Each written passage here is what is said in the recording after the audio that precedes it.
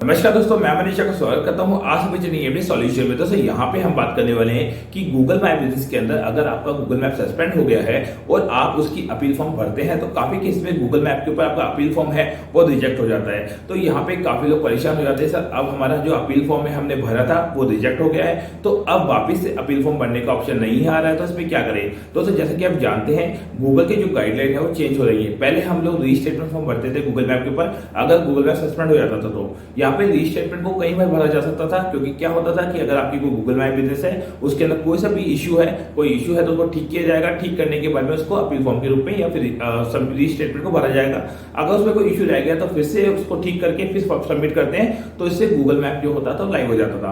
अब यहाँ पे गूगल की गाइडलाइन यहाँ पे चेंज हो गई है। अगर आपकी कोई लिस्टिंग में कोई इशू है और आपको पता ही नहीं है कि गूगल की कौन सी गाइडलाइन आपने फॉलो नहीं करी है और आपने क्या करा, बस उठाया अपील फॉर्म भर दिया, ठीक है, तो ऐसे केस में अपील फॉर्म रिजेक्ट हो जाता है। भले आप कोई भी डॉक्यूमेंट दिखा दीजिए उससे फर्क नहीं पड़ता है, क्योंकि यहाँ पे होता क्या है गूगल उनकी गाइडलाइन को फॉलो करने के लिए बोलता है। अगर आपसे बाय मिस्टेक आपने ध्यान नहीं दिया, फॉर्म भर दिया, अपील टूल भर दिया, तो ऐसे केस में वापस से अपील फॉर्म भरने का ऑप्शन नहीं आएगा।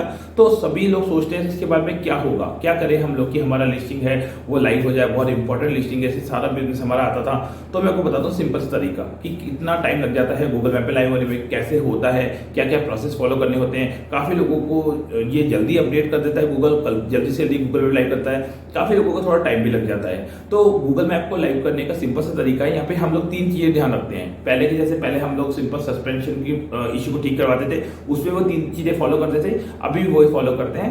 पहली चीज ये होती थी कि अगर आपका लिस्टिंग है वो पुराना होना चाहिए। कई लोग क्या करते हैं आज ही लिस्टिंग बना लेते हैं, कई लिस्टिंग बनाया 2 दिन पहले बनाया, 4 दिन पहले बनाया, वो सस्पेंड हो गया उसको लाइव करवा रहे हैं। ऐसा नहीं करना है आपको। ऐसे में क्या वो लिस्टिंग लाइव नहीं करेगा गूगल, और बहुत कम चांस होता है, 1% से भी कम चांस होता है कि वो लिस्टिंग लाइव हो, क्योंकि जो लिस्टिंग अभी बनी है 2-3 दिन पहले बनी है या फिर 1 वीक पहले बनी है उसके लाइव होने के चांसेस बहुत कम होते हैं। मगर जो लिस्टिंग आपकी 1 महीना, 1.5 महीना, 1 साल, 2 साल, 5 साल, 10 साल पुरानी है, तो ऐसे केसेस में वो लिस्टिंग आसानी से लाइव हो जाती है। पहले हमें यहाँ पे पता लगाना है कि पुरानी है, देन हम यहाँ पे क्या करते हैं लिस्टिंग में चेक करते हैं कि बिजनेस का नाम, कॉन्टेक्ट नंबर, सिटी का नाम, एड्रेस, डिस्क्रिप्शन और उसकी जो भी फोटोज डली हुई है वो गूगल की गाइडलाइन को फॉलो करती है नहीं। कई लोग सोचते हैं हमने तो प्रॉपर फोटो डाली है, इसमें कोई दिक्कत ही नहीं है, हमारी फोटो है। कई लोग क्या गलती करते हैं फोटो के ऊपर कोई कॉन्टेक्ट नंबर लिख के डाल देते हैं या कुछ लिख के डाल देते हैं। गूगल को फोटो भी अलाउ नहीं करता, या ऐसे भी कोई वीडियो अलाउ नहीं करता जिसमें सॉन्ग वगैरह चल रहे हो।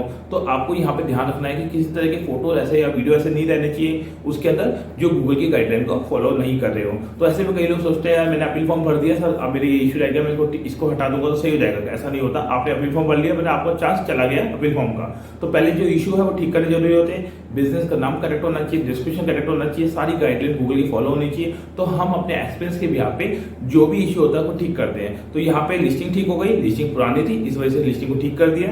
अब नेक्स्ट स्टेप पे चलते हैं। अगर आपने अपील फॉर्म नहीं भरा है, अगर आपको अपील फॉर्म के बारे में पता ही नहीं है तो बिल्कुल मत भरिएगा। अगर आपकी लिस्टिंग सस्पेंड हो गई है तो अपील फॉर्म बिल्कुल मत भरिएगा, क्योंकि अपील फॉर्म भरने से पहले ये देखना पड़ेगा कि लिस्टिंग में क्या इशू है।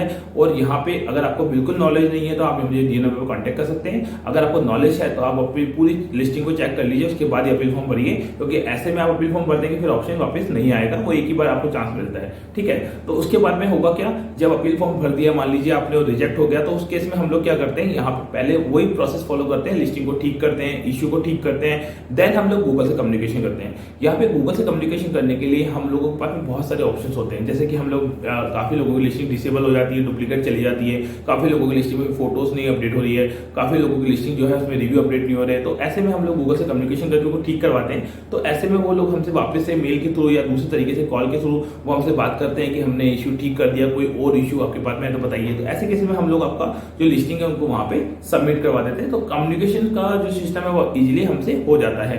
बट यहाँ पे सबसे बड़ी बात आती है कि पहले गूगल की टीम इजीली आपका वर्क जल्दी से जल्दी कर देती थी। आजकल क्या है, अपील टूल भरने की वजह से गूगल का सिस्टम क्या होता है, इतनी इजीली हेल्प नहीं करता। वो पूछता है कि अपील टूल भरा नहीं भरा, कितने दिन हो गए, रिजेक्ट हो गया तो सर ये ठीक नहीं करेंगे। कई लोग ठीक करने की कोशिश करते हैं तो कई लोगों को गूगल रिजेक्ट कर देता है। ऐसे में ध्यान रखना है कि लिस्टिंग पहले से ठीक होनी चाहिए, लिस्टिंग में कोई इशू नहीं होना चाहिए, तब गूगल की टीम उस केस आईडी को ले लेती है और आगे सबमिट कर देती है। एंड देन उनकी स्पेशलिस्ट टीम वो उस पर प्रोसेस करके मैन्युअली लिस्टिंग को लाइन करवा करवाती है। तो इस केसेस में क्या है, अपील फॉर्म आपने गलत भर दिया तो फिर गूगल वाले नाटक करते हैं। अगर आपने अपील फॉर्म को भरने से पहले लिस्टिंग को प्रॉपर चेक किया था, लिस्टिंग के इशू ठीक कर लिए थे, तो ही गूगल की टीम आपकी हेल्प करती है। तो यहाँ पे ओवरऑल आपको लिस्टिंग के इशू को ठीक करना है, देन गूगल से मैन्युअली कांटेक्ट करना पड़ता है। उसके लिए आपको फॉर्म वॉर्म भरना पड़ता है या फिर मेल वहाँ पे कांटेक्ट सपोर्ट का ऑप्शन आता है। बट आपके पास में इतने ऑप्शन अवेलेबल नहीं रहते क्योंकि ईमेल का ऑप्शन अवेलेबल रहता है। बहुत ही इंपॉर्टेंट लिस्टिंग है तो आप DO नंबर पे कांटेक्ट कर सकते हैं। यहाँ पे हम लोग गूगल से कम्युनिकेशन करके लिस्टिंग को लाइव करवाते हैं दोस्तों।